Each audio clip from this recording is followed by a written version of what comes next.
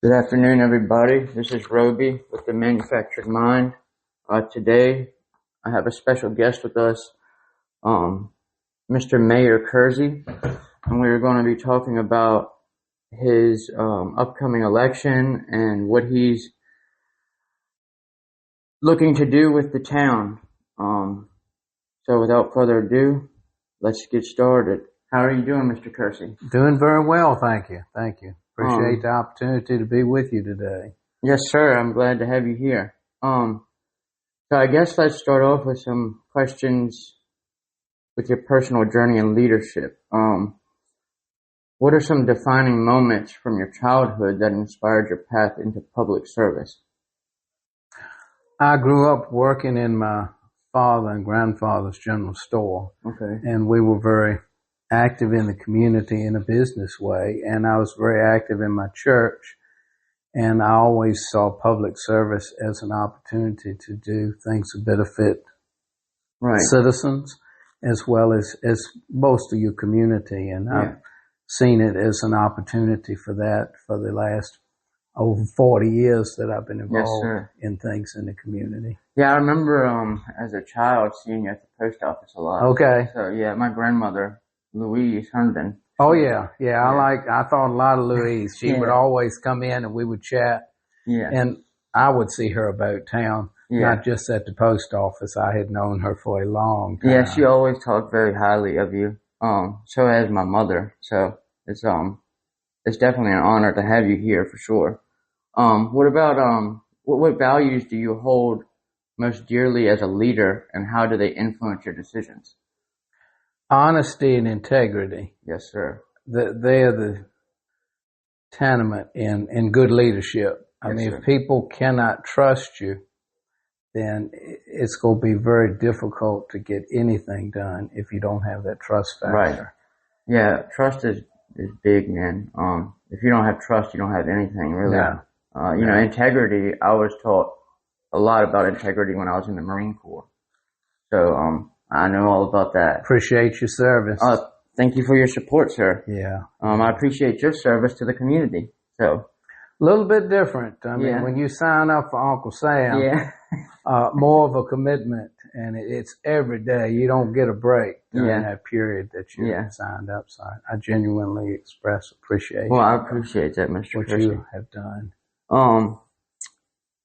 What about your educational experiences? How has that prepared you for the challenges of leading a town like Louisa? Graduated from University of Richmond in 1984. Degree in political science and a minor in economics. Okay. And those economics courses, of course, give you an understanding how the finances work. Of course, a lot of hands-on is beneficial too. Right. Of course, I had over $1 million operation as a postmaster here in town. Okay. And had 9 routes to manage and a lot of employees to bring to the same page and understand the importance of what we did there. And that's what I try to do, anything that I've been involved with. I mean, I work now part-time, like I told you, at the funeral home, and I want people that come in there in their time of need to recognize that we desire to serve them. Because when folks are in emotional turmoil, they need a shoulder to lean on and help in that time of need. Yes, sir. For sure. And my other part-time job, I'm the groundskeeper, gardener up at Prospect Hill in Green Springs. Oh, okay. And that is a high-end bed and breakfast, a country inn. That's that yellow house, right? Yes, it is. Yeah, and I keep the grounds. It's 40 acres there. And when people come there to stay overnight, I recognize that they are coming for a good night's sleep, but the rest of the property is what they're coming to look at. So I wanted to look at its best, at peak, and for people to be excited that they came to Louisa County. And that's what I try to motivate everyone, that we need to put our best foot forward, whether it be the town of Louisa or the county. Yes, sir. Both.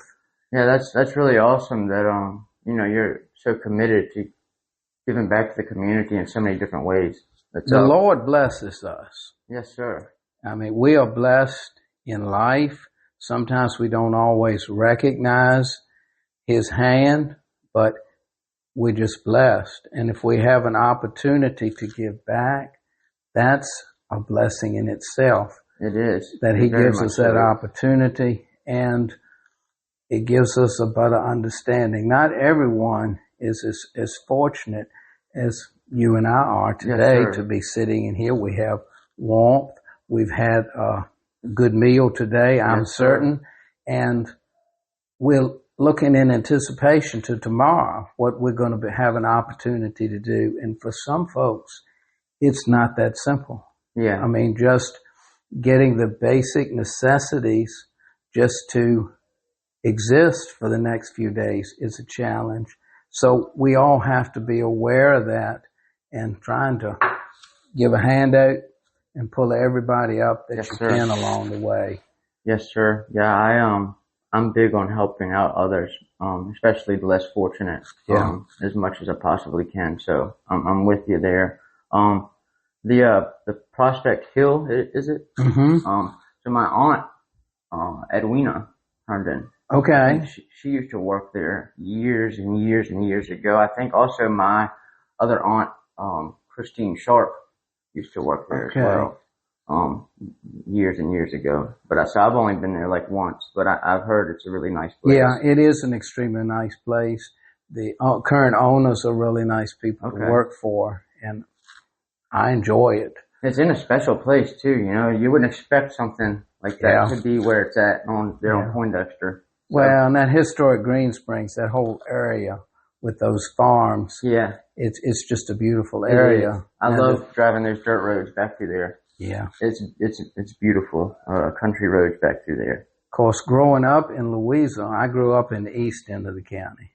Down in Holly Grove. Yes, sir. And that area was very similar 55 years ago. Yes, sir. Many of the roads were dirt, and there were large farms in that area. I can remember growing up. So it's, in some ways, it's like going back to my childhood to go up there and be in that area. Yeah, I bet that's a pretty profound moment, you know, kind of reflection. Sure. Yeah. Sure.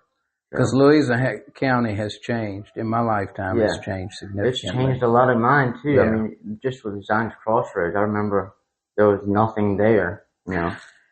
When I was on the Board of Supervisors, we were looking at development potential, particularly some commercial for the county.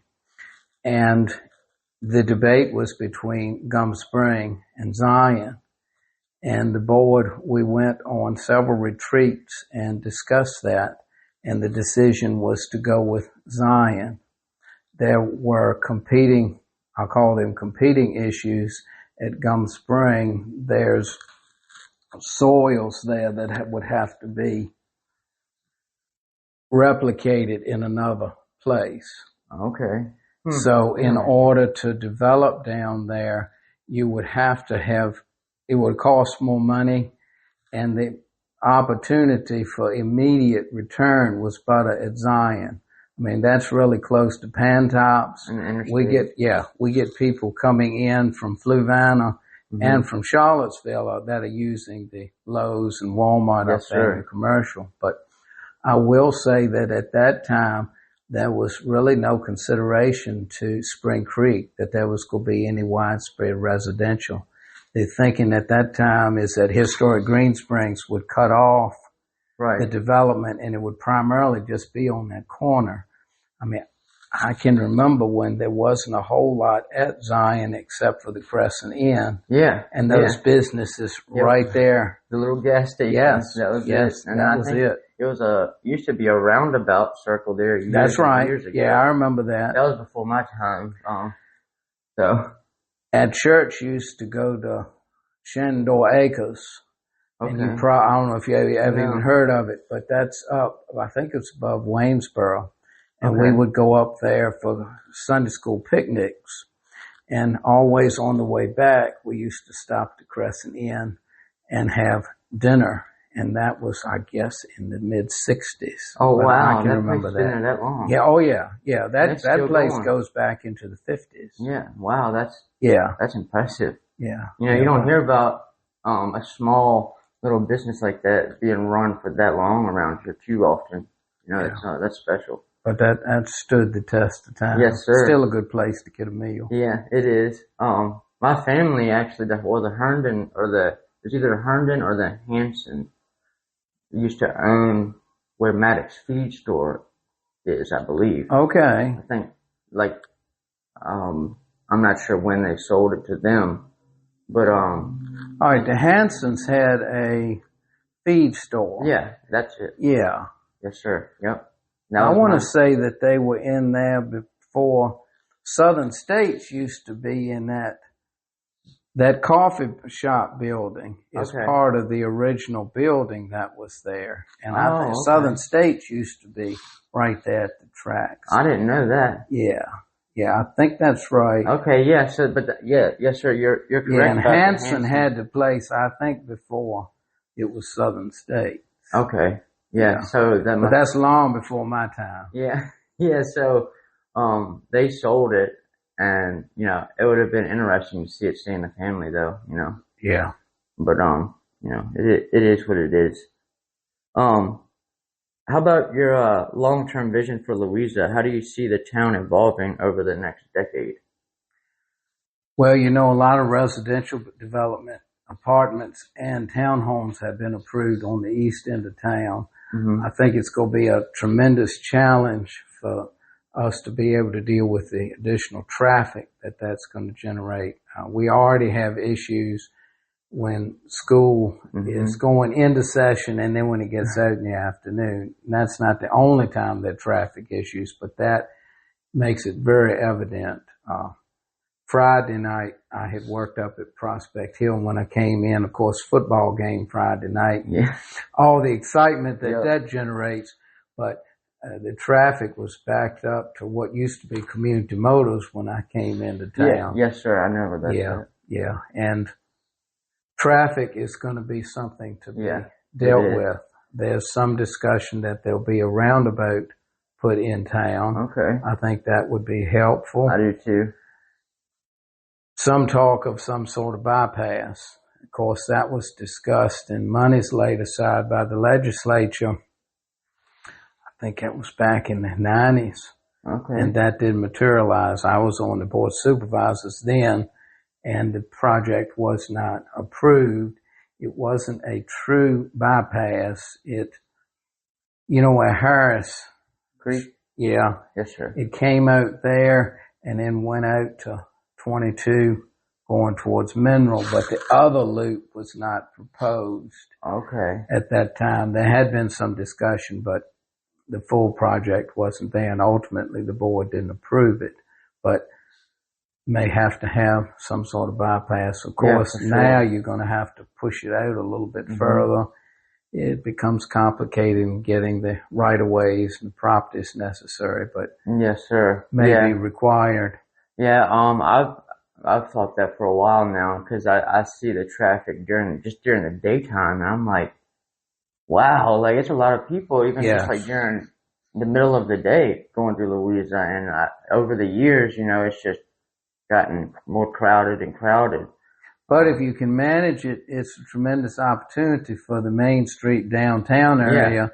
If you have merchants with their wares on the street, in the windows where you can see them well, that traffic, that's what I always thought when I managed the post office. I tried to always have a really good stock of stamps that people wanted to buy, and I would have people to drive here from not just surrounding communities, but would drive some distance because I would have things you couldn't get at other post offices. And I think that's what's required in any sort of retail business, is something that people want to buy. Yes, sir. And if we have the traffic, I think that would create opportunity. Yeah. Of course, the railroad coming into town. Yeah, I've seen that. Yeah, the Buckingham branch for the jaunts that they're going to have. The Christmas train is going to start in end of November and into December. Projections are 6,000 passengers over that month period. So that's going to put foot traffic. Yes, sir. And that any retail business needs people on the streets looking. I can remember years ago when a Saturday morning the streets were packed with people shopping in the downtown area. And if you come out there now on a Saturday morning, very few people. And yes, sir. I think that what we're going to see is a transformation in that area. Yeah, I agree with you. Especially with that train coming, because I've actually been on that train ride when I was a child. I went to Buckingham. Okay. Or I think is it Dillwyn. Dillwyn? Yes, that's where their main operations, their home office is down. So I went on that train as a child, and it was really cool. So that's awesome that they're coming here. And I've seen in the paper this week that I think the entire first month is booked. Yes. Yeah, that's what I understand. That's good to hear. Are they putting it in at that depot right there? Yes, that's where they'll be boarding, is at the depot. Okay, cool. I've always wanted to see that depot fixed back up. Yeah, it's an impressive building. Yeah, it looks like it. Mixed history. I guess you're aware that years ago there was an entry place for white and then an entry place for black. Oh, really? Yes. Yeah. How long ago was that? Guess that must have been probably up through the 40s. Oh, okay. At least. Yeah. Okay. That's certainly not something that we would take pride in, No. but I think it's an opportunity to recognize how far we've come. Yes, sir. The era of Jim Crow was not a good thing for Louisa County, but it wasn't a good thing for any municipality in our state or in the nation. But when we recognize those things, we can grow from the experience. Exactly. I have the same perspective on that, rather than, because some people learn history and then they kind of dwell in it to a degree. Not, just I notice a lot of people will reflect on history and then they kind of bring it into the present rather than learning from it and growing from it. To know not to make these mistakes again. Yeah. So, I agree with you on that. Well, I guess we kind of answered that question. I was going to say, how do you balance preserving Louisa's historic charm with the need for modernization and growth? But we've kind of talked over that.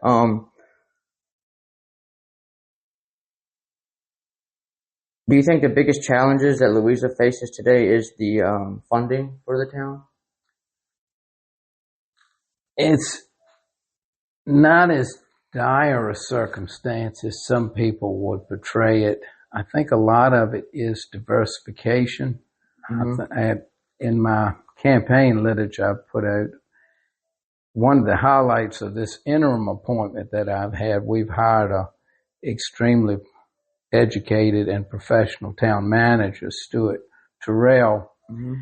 And with his wealth of experience, I think he's going to be able to tap into some resources that Louisa has not been using in the past. Okay. We will be able to place some taxation on these train tickets that are going to be sold. Okay. One of the biggest revenues for the town is meals tax. And with the train rides and meals are going to be offered on the train, I think after December particularly, that'll be one of the things that's offered. That will be additional meals tax revenue. And I believe you're going to see another restaurant or two pop up in that Main Street area, and that's going to generate revenue. There are lots of opportunities now to get grants if you're really aggressive about it. Okay. And that's what the town manager will be working on, those as well. So you can get the grants for the town? For specific things, yes. But you have to put in a lot of effort to do it. We do need an additional grocery store in town. Yep. And that really requires a lot of effort. You're going to have to get out and make contacts and market Louisa in order to make that happen.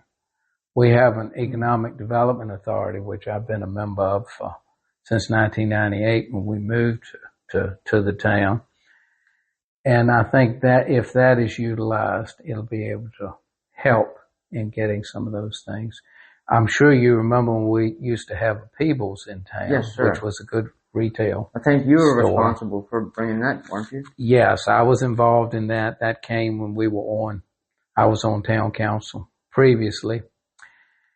We did a market analysis. I had to pay an outside firm to do it, but they came in and basically strategically suggested what Louisa could get. Now, we meet the market easily for dollar stores. While they're nice in many ways, I think we need to offer more than just dollar stores. I agree. That Peebles had a lot of people excited and going there, and I think something comparable would be beneficial to the citizens. What happened with the Peebles? Combination of things. From what I understand, it wasn't doing as much business as they wanted to. They changed the name to Gortman's. Yes, sir. Which was a little different marketing than Peebles, and then COVID.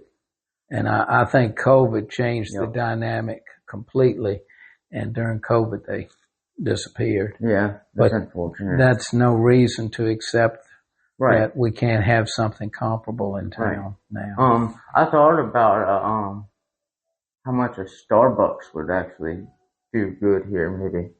A Starbucks coffee shop. Because, I mean, everybody knows your Starbucks. Sure. And a lot of people go there. And I've seen multiple, local coffee shops come in and not last very long. Yes.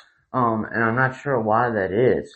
I don't know if it's the cost of the building and they're not, able to afford that, or if it's just not enough business. But I think a Starbucks would really be beneficial. I know people would go there, especially because me and my mother were talking one day about that. I don't know if you remember that daycare there on 208, that old daycare. Yes.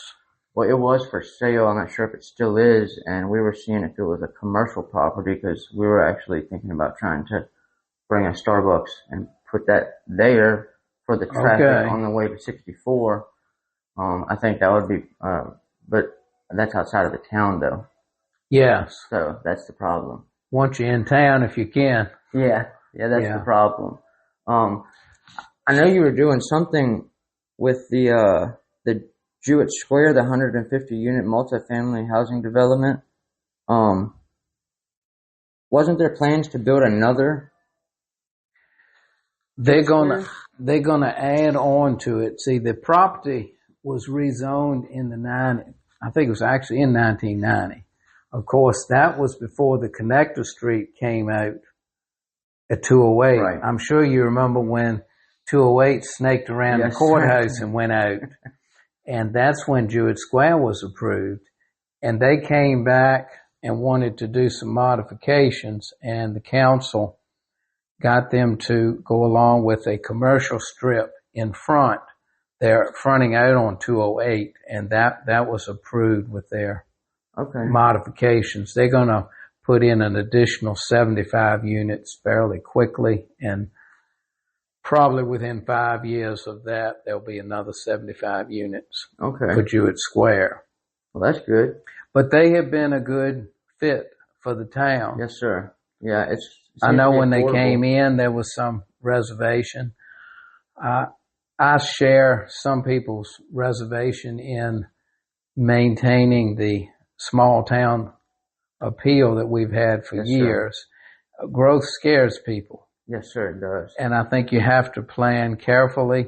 You have to make sure there's plenty of infrastructure, your water and sewer in place, but we're going to grow. That's sometimes an unfortunate thing that we have to accept whether we want to or not, but you are going to grow, and the key is to manage. Yeah, change is necessary, with as far as growth goes. Yeah. I know that there are some people here who want to try to keep the historic, like you said, small towns.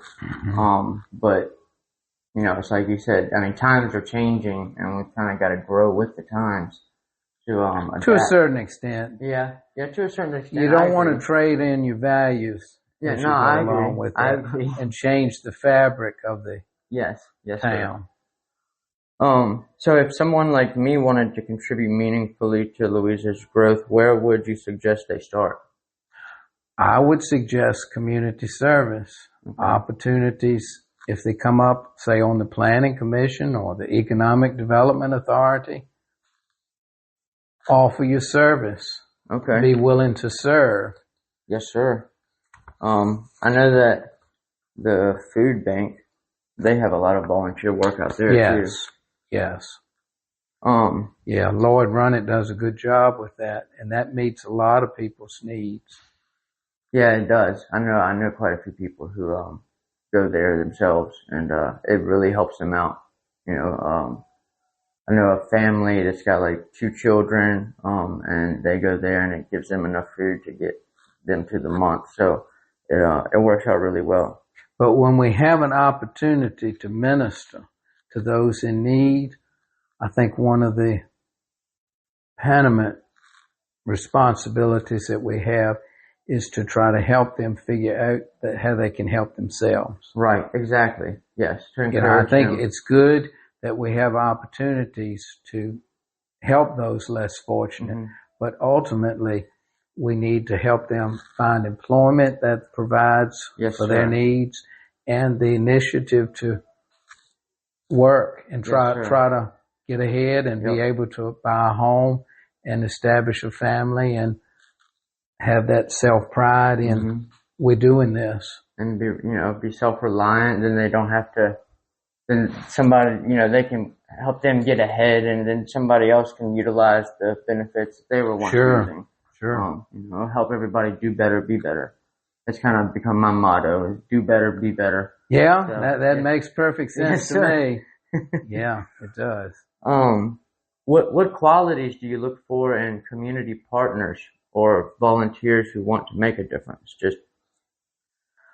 I find that those that are really motivated and have a desire of community oftentimes are the most qualified to work within the volunteer organizations.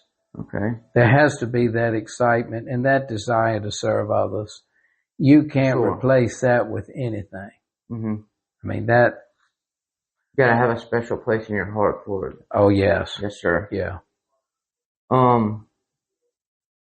As far as substance abuse goes, do you know of any like localized statistics or insights available on youth substance abuse in Louisa County? And if not, do you think there's value in collecting and sharing that data to better inform community prevention efforts? I think that is a tremendous idea. I'm not aware what the statistics are. I hear things that some people say that we have some drug trouble in the community. I think those statistics would probably alarm us and cause us to recognize that we need to do even more to reach out. I agree. And bring everyone beyond that difficulty. Yeah, I completely agree. I'm very interested in helping in that field. Okay. Because when I was in the Marine Corps, I'll just give a little quick backstory on myself. When I was in the Marine Corps, I got a bad back injury, and I got pushed out with an honorable discharge from medical, and I did 3 years.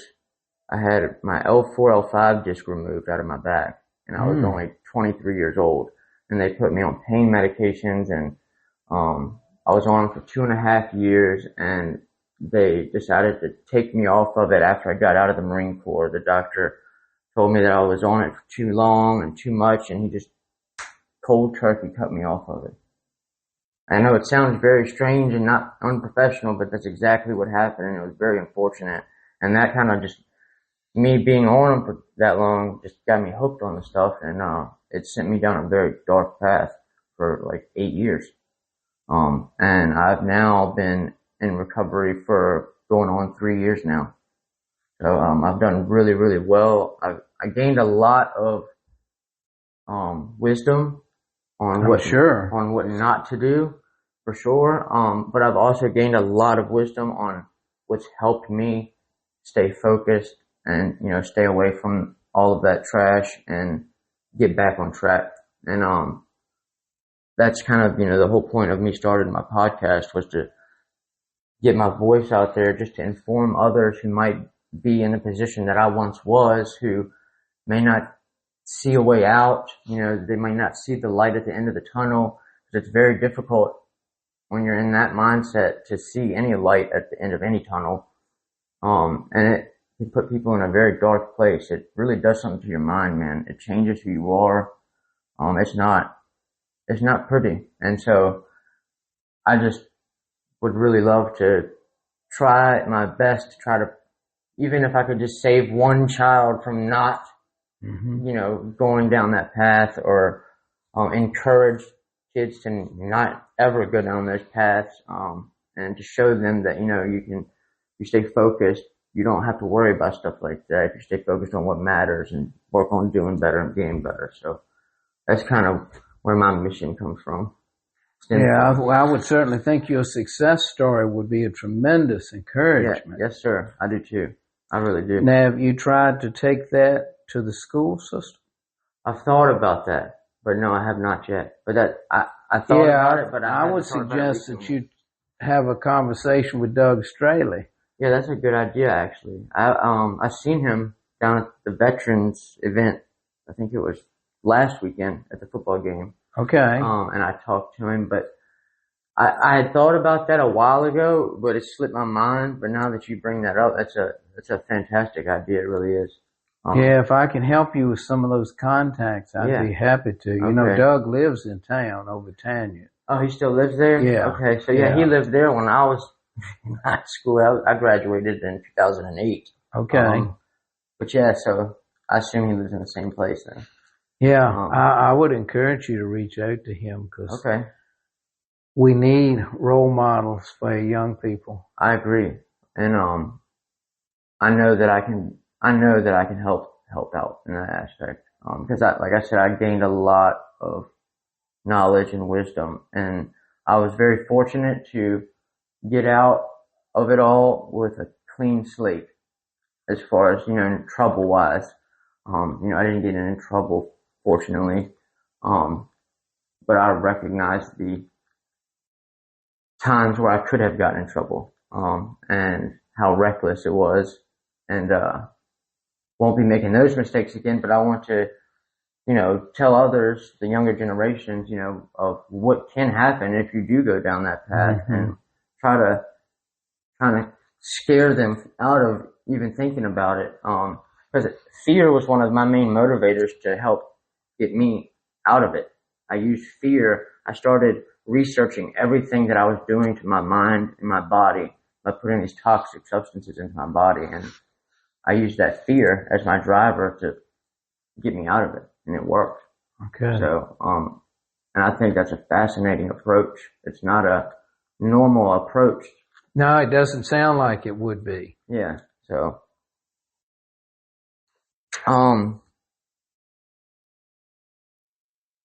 have you ever thought about a possible, I don't know if this would be doable in the town per se because of the lighting, but to generate some revenue, a drive-in movie theater?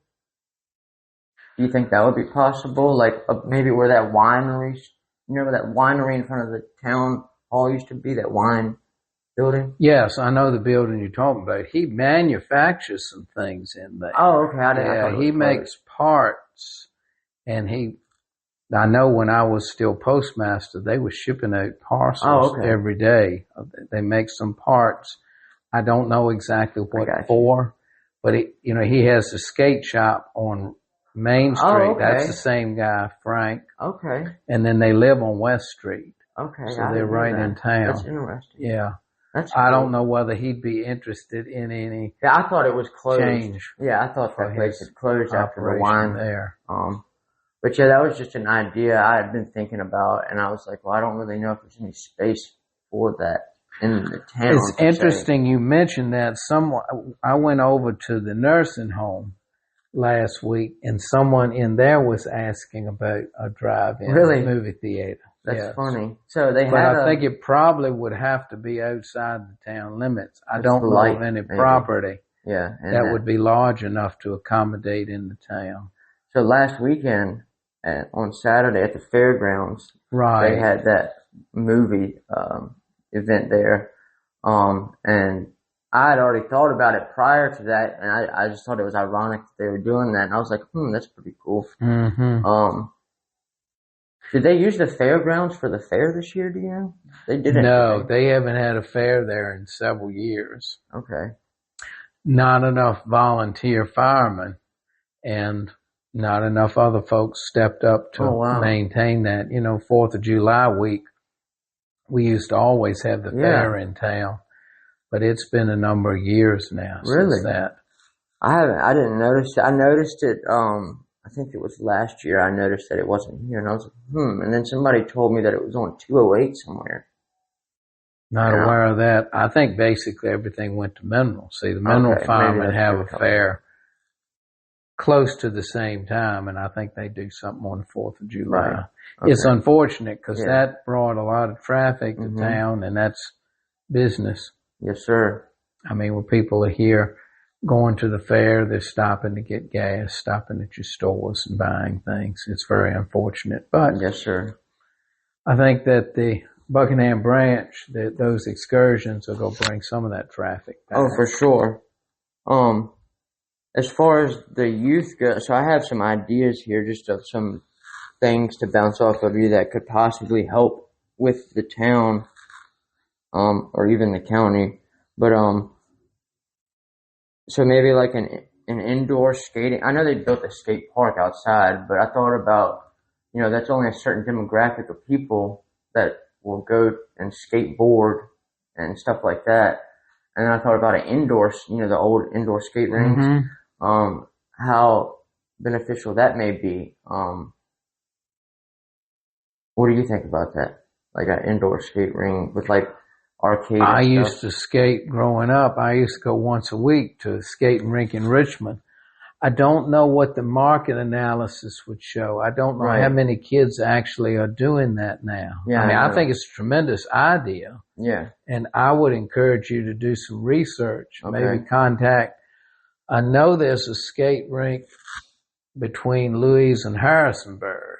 Okay. But see, I'm not aware of any others that are close by now. I know that one used to be in Ashland. Yes, I went to that one years ago. Yes, sir. And then there was one in the west end of Richmond. Okay, I've never been to that one. I just went to Ashland. It was below Short Pump, just before you get to Parham. I don't remember the name of it, but I used to go there. But of course, that was over 40 years ago. So I'm showing my age when I talk about that.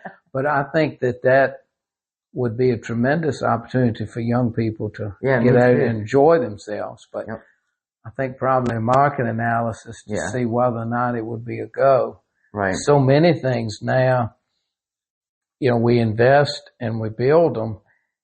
And the market analysis basically tells you before you open the doors whether you could be successful or not. Right. And I don't diminish personal initiative at all, but a lot of these market analysis will answer many of your questions. Okay.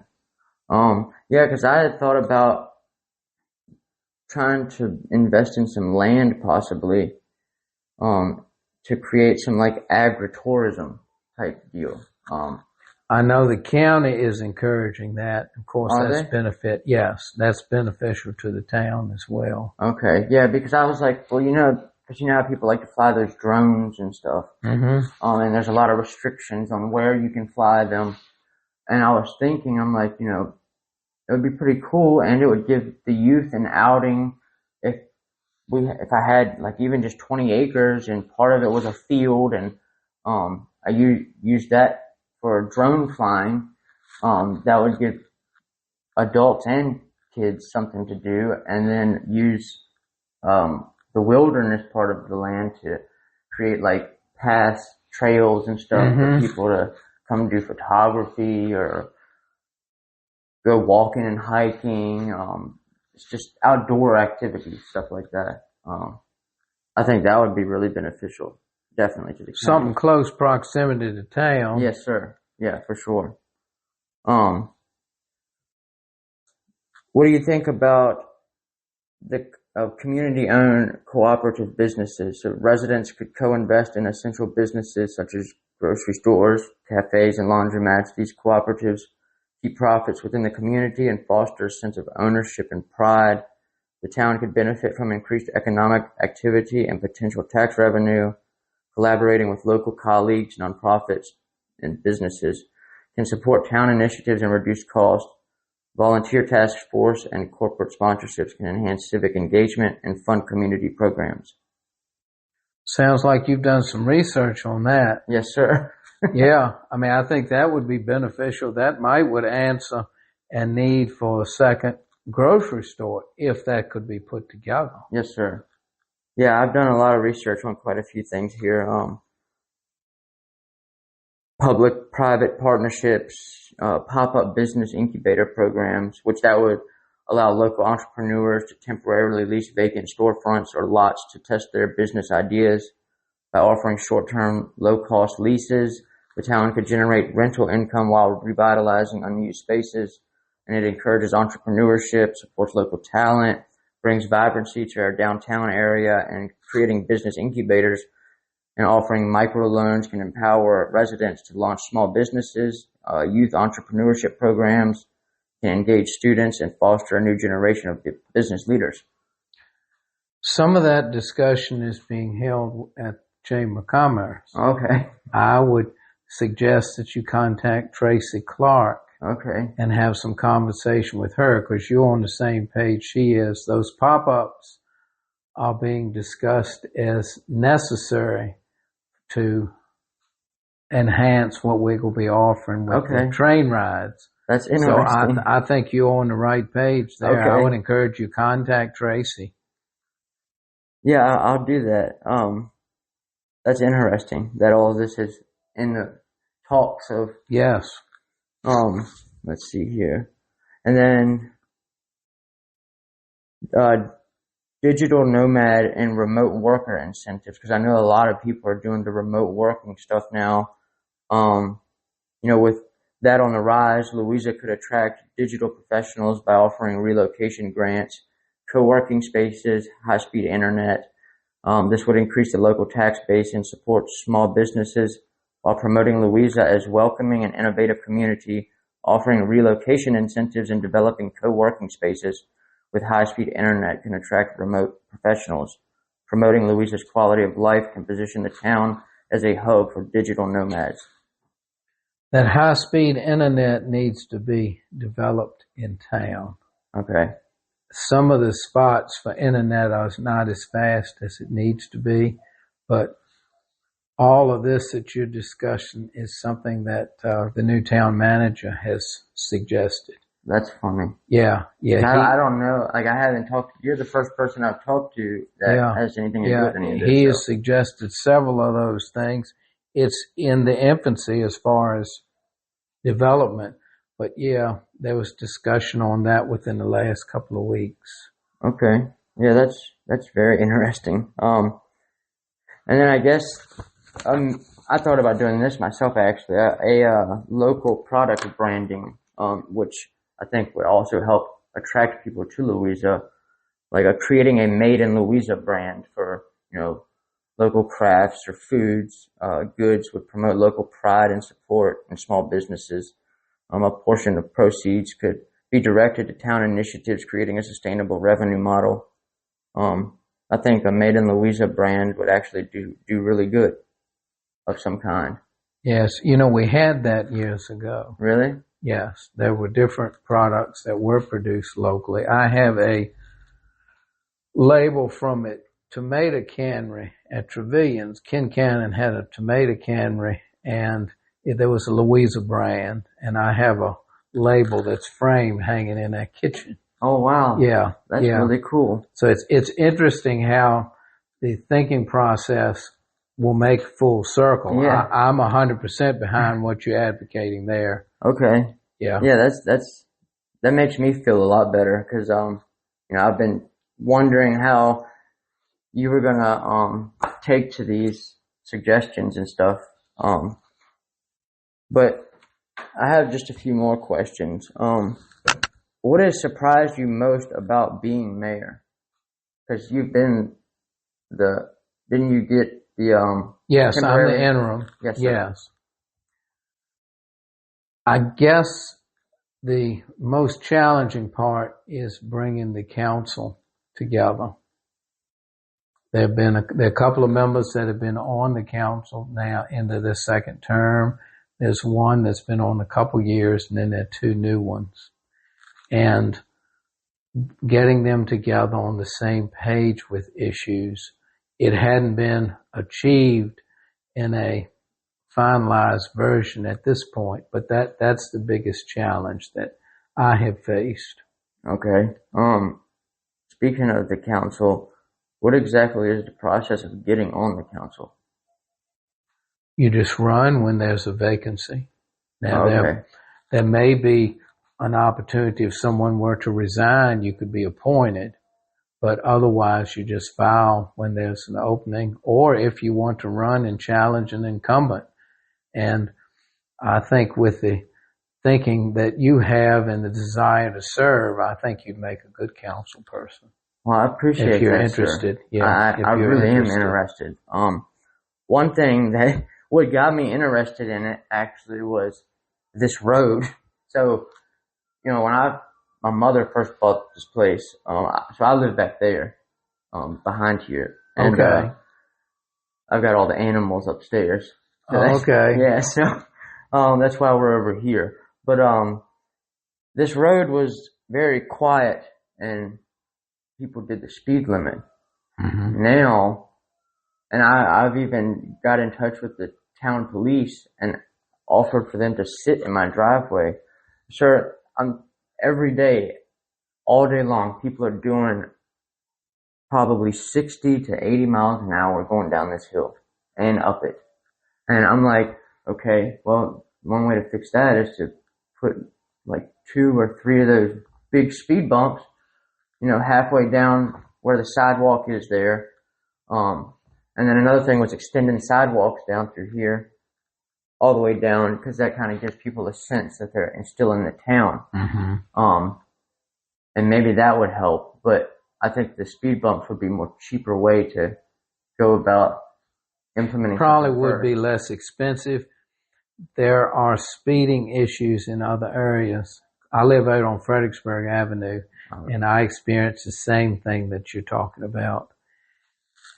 It's scary. Those signs that make you aware of the speed limit should be posted on all 4 entry points into town, reminding people, and there needs to be strong enforcement. And yes, I'm not interested in penalizing people and collecting on tickets. Right. But we do need the speed limit enforced and the cars slowed down. See, I walk every morning 2 miles early. I come out to Purcell's and then back in. Yeah, I usually walk. What time do you walk? Usually around 6 a.m. Oh, okay. I miss you by an hour. Okay. And yes, they speed. I see them speeding through here. I see them speeding out on Fredericksburg Avenue. And I have made the town manager and the police chief aware of this. I haven't gotten a full remedy, but I think there are more enforcement initiatives than there have been.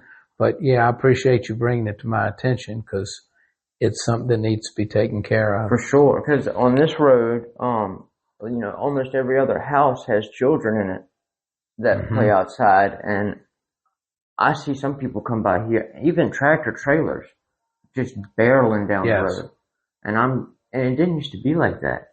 It was very quaint and quiet and slow moving.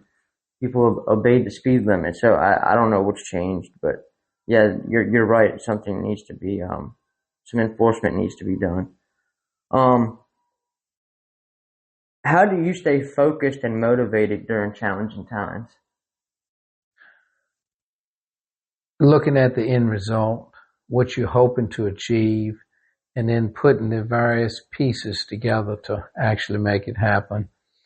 And as you see some improvement, that's an encouragement in itself.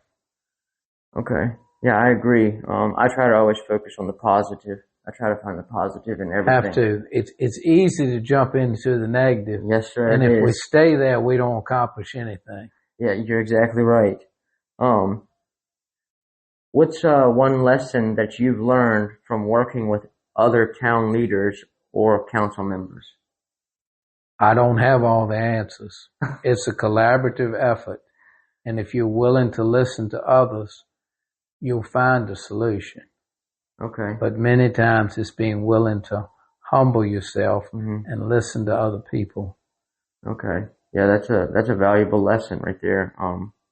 Because it takes listening, to really get somewhere with people. And if people don't feel heard, then they'll turn off to you pretty quickly. Yes, sir. Yeah, pretty quickly.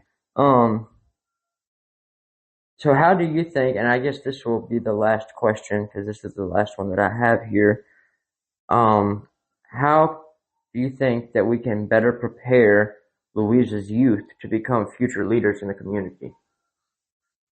Strong education, relationships with their family, and not just your immediate, but extended family, yes, grandparents, great aunts, uncles. All of that is such an asset as you're coming along and you feel like that someone cares about you. That will stir you to meet their expectations. But when you don't feel like that you're appreciated, loved, it's mighty hard to get a basis for life. It is. I can actually kind of relate to that, unfortunately.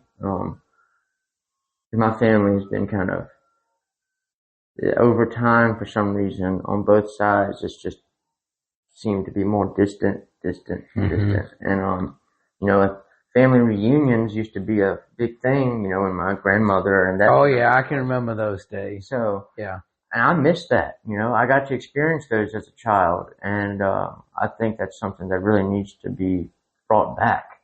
Cause like you said, it is all about, the environment one's raised in and the influences that they have and what they're taught and, who teaches to them and what they see, as an example.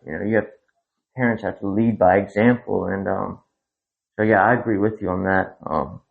And with my take on that is, that's why I'm trying to do what I'm trying to do. So the whole going to the school idea is, something that I'm definitely going to act on. Now, one of the biggest components in that is a faith in Christ. I will tell you that. I think a church relationship builds character and builds opportunity for life as well. Okay. Yeah, so I'll be honest, I don't go to church, but I have been reading. You should read your Bible. I would suggest that to you. I have been reading, a lot lately, actually. I'd never really read it before at all. Actually, my grandmother's Bible is right there, the family Bible. Okay. Very, very old.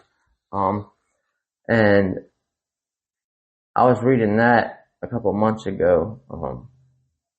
But I've got a smaller one that I got from the pastor at the Louisa Baptist Church. He gave it to me probably 5 years ago when I was, during my struggling times. And the church was nice enough. I didn't have anywhere to stay at the time. The church was nice enough to, put me in the hotel for a week. And wow, that's wonderful. Yes, sir. And, brought me food and everything. So I'm very grateful for that. And I know the church, the Baptist church in Louisa has also got a new program for men, where they have like a group on Sundays, I believe at 6 or 6:30. I can't remember what it's called off the top of my head, but, it's a group. It's a men's group that they get together and kind of have like the masculine dynamic, but gives an open space for men to kind of, I guess, just share their experiences or struggles, whatever's on their mind. So I'm actually very interested in going and trying that out. I think stuff like that is very much needed in this day and age. I agree with that. None of us are really an island to ourselves. What we're experiencing, somebody else has probably already experienced it. And if we can gain from that wisdom and not have to go down that path or not go as far. Yes, we sir. should take advantage of the opportunity to learn. Yes, sir. Yeah.